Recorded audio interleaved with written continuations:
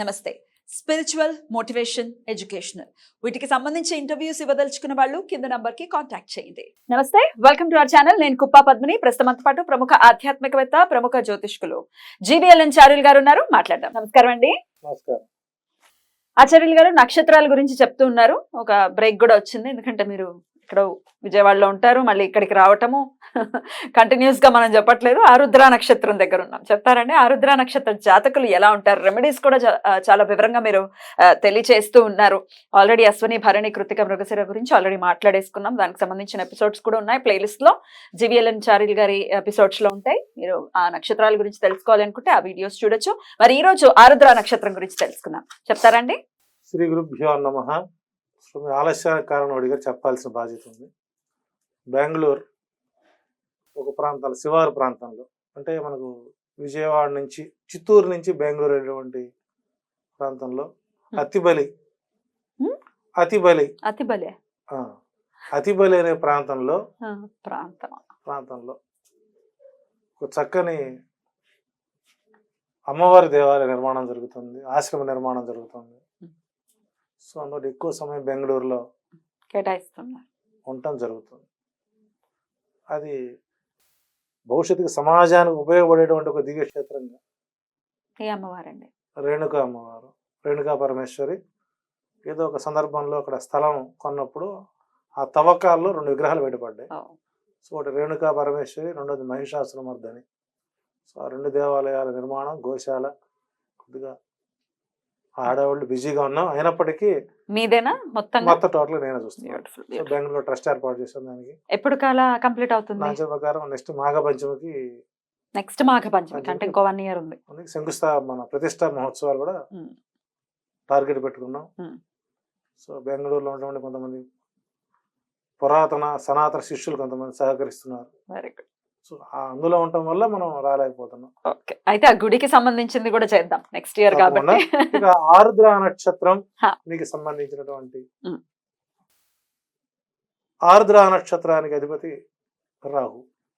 ఇక్కడ ప్రధానంగా ఆరుద్ర నక్షత్రం 4 పాదాల్లో 4వ పాదం ఒక్కటే దోషప్రదం, మిగిలిన 3 పాదాలు దోషప్రదాలు కావని ధైర్యంగా చెప్పచ్చు. కొంతమంది ఇళ్లలో భర్త ఆరుద్ర, భార్య ఆరుద్ర, కొడుకు ఆరుద్ర. ఒకే నక్షత్రం చేసుకోవచ్చా అండి పెళ్ళిళ్ళు? అంటే బహుశా అలా జరగడానికి కారణం అక్క కూతురు చేసుకోవడం వల్ల, మేనమామ చేసుకోవడం వల్ల కలిసినటువంటి జాతకం అది. అక్క కూతురుని చేసుకోవడానికి, మేనబావను పెళ్లి చేసుకోవడానికి జాతక పరిశీలన అవసరం లేదు. అవునా? చేసుకోవచ్చు. ఒక సెక్షన్ ఉంది, చేసుకోవచ్చు అనడానికి ఒక ఆధారం ఉంది, ఇచ్చారు. ఇంకా వాళ్ళ ఇంట్లో కొడుకు మళ్ళీ ఆరుద్ర పుట్టాడు, ఇట్ట కాదని చెప్పేసి వేరే బయట సంబంధం చేసుకుంటే వాళ్ళ ఇంటికి 2 ఆడపిల్లలు పుట్టారు, వాళ్ళు 2 ఆరుద్రలో పుట్టారు. అదేంటండి? ఆరుద్ర పంచమని ఆ ఇంట్లో 5 ఉన్నారన్నమాట. స్వయాన మా అక్కగారి ఇంట్లో. ఎప్పుడు అడుగుతుంది ఆరుద్ర పరిస్థితి ఏంట్రా బాబు అంటే, ఇక్కడ 4వ పాదం ఒకటే చాలా ఎఫెక్టిబుల్ గా ఉంటుంది. అయితే ఇక ఆరుద్రలో పుట్టినటువంటి వాడు ఆరుద్ర నక్షత్రం రోజున నువ్వులతో కలిపినటువంటి చక్ర పొంగలని, సహజంగా చూడండి, మీకు సంక్రాంతి పండగ వచ్చిందంటే తెలంగాణలో ఎక్కడ ఎవరికి భోజనాలకు పోనండి, ఇక్కడ ఈ నువ్వులతో కలిపినటువంటి జీడీలు దానం చేస్తారు. ఆ రోజు ఎందులో కదంటే నువ్వుల పిండి కలిపి పోస్తారు గ్యారంటీగా, ఎందుకంటే వాళ్ళ సినిమా మనకు రావాలిగా. అలా వస్తుందా అనేక భయం కదా మనకు.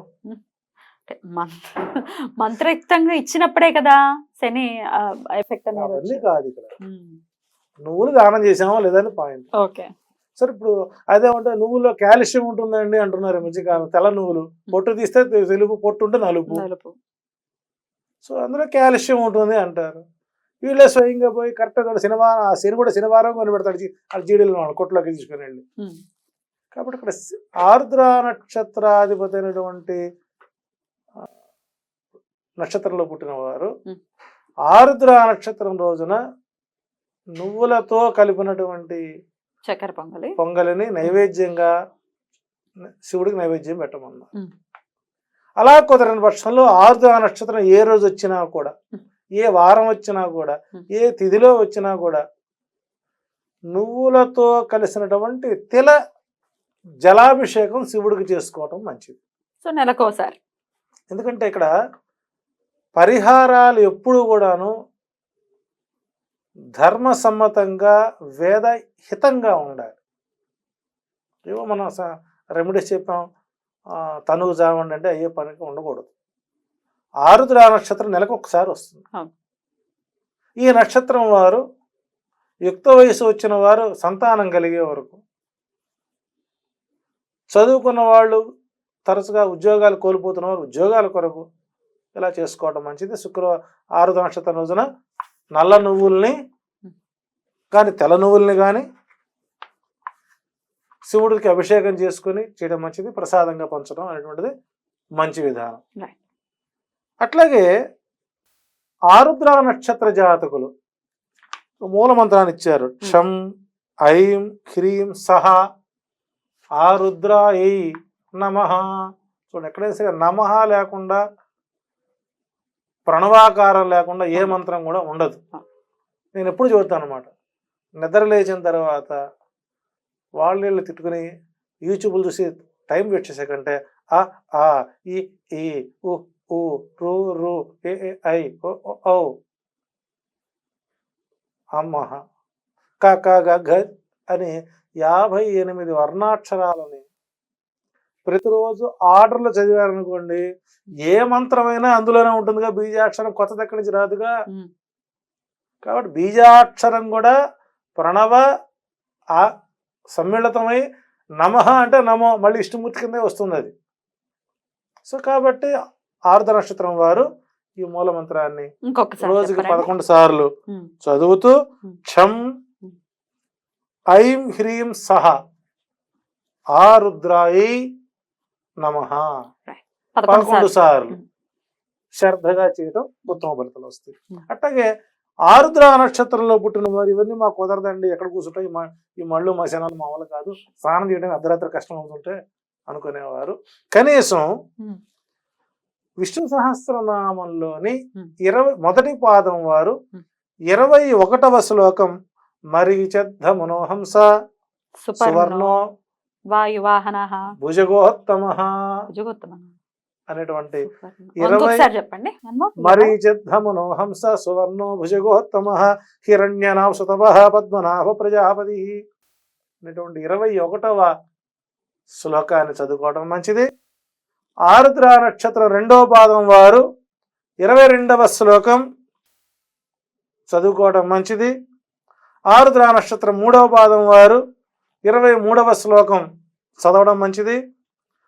ఆరుద్ర నక్షత్రం 4వ పాదం వారు విష్ణు సహస్రనామంలో 4వ పాదాన్ని చదవడం మంచిది. అంటే ఆరుద్ర నక్షత్రం 4వ పాదం వారికి జీవితంలో ఒక్కసారైనా ఏ తప్పు చేయకపోయినా, ఏ తప్పు చేసినా కారాగార శిక్ష అనుభవించాల్సినటువంటి పరిస్థితులు ఉంటాయి. కాబట్టి దాని నుంచి తప్పించుకోవాలంటే ఇది చెబితే చాలు.